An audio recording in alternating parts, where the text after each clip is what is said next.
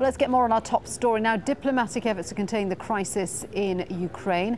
Lilit Gevorgyan is a Ukraine analyst for IHS Global Insight, which provides global market and economic information. She joins me now live from London. Lilit, good to have you with us.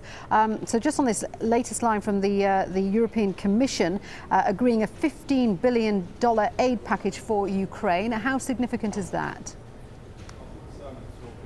I think it's quite significant, and this is what the Ukrainian new authorities have been seeking for some time now.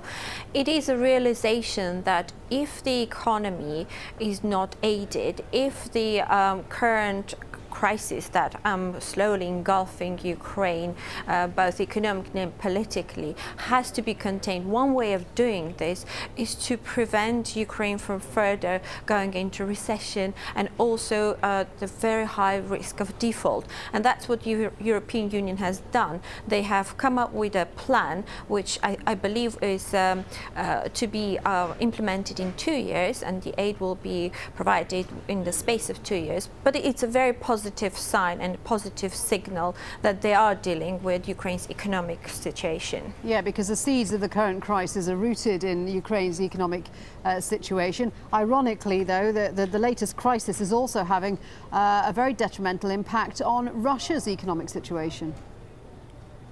Absolutely. I don't think you can take out economy from this crisis. And as you've mentioned, ultimately, President Yanukovych, when he was making his choice between Russia and EU, it was really Russia's easy money, so to speak, that attracted him. And of course, looking forward, if the economy is not dealt with, if they cannot contain the potential default, this will have impact not just only the eastern parts of Ukraine, but it could also cause social discontent across the country in the western parts as well. So it's very important to make sure that the economy is under control. Russians have shown no sign of being willing to withdraw from the Crimean Peninsula. We've now got various European leaders, including Laurent Fabius, the French Foreign Minister, saying that there could be sanctions voted on tomorrow, like visa bans and asset freezing, things like that.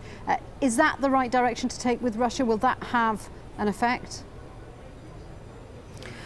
I think we're seeing two processes. On one hand, we do hear the tough talk from the European and US decision makers, but on the other hand, there is also sort of the other type of diplomacy happening, which is bringing Russia on board, or at least trying to bring Russia on board, finding a way of de-escalating the situation, finding a common ground, trying to get the Russians expressing their concerns, the Crimean Russian speakers expressing their concerns, and also trying to find this compromise, because I think the last week showed that despite all the rhetoric, there is no other solution to this conflict but de-escalation and diplomacy.